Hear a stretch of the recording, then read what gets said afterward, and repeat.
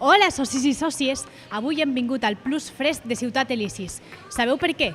Doncs aquesta temporada l'Antonieta Barahona i el Plus Fresc ens han preparat una secció sobre els aliments de Lleida. L'anem a buscar? Jo crec que igual està a la secció de frescos. Anem? Hola, Antonieta! Hola, Eureka. Molt bé. Què és això que tens aquí? Una pera de Lleida. Ah, una pera de Lleida. I com sabem que és de Lleida? Doncs mira, per l'etiqueta.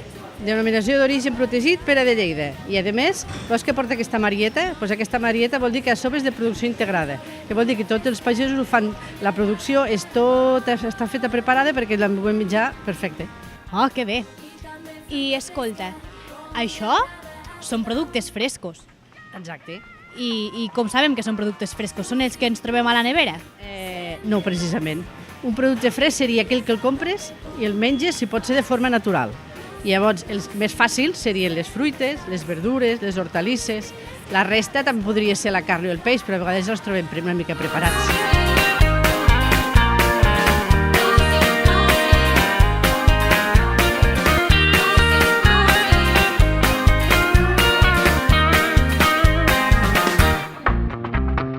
Tots els productes frescos es poden menjar frescos. N'hi ha que sí i n'hi ha que no. Per exemple, un peix, generalment el cuines. Llavors ja el prepares d'alguna manera perquè sigui més fàcil de digerir o perquè estigui més bo.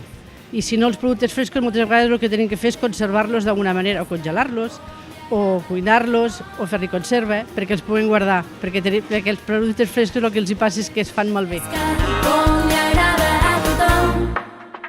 Bueno, ja hem vist les fruites.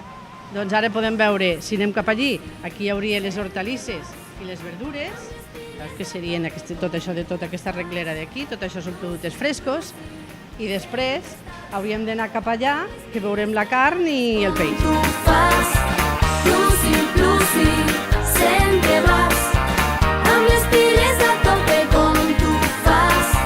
Plusi, sempre estàs, amb les piles cargades com tu fas.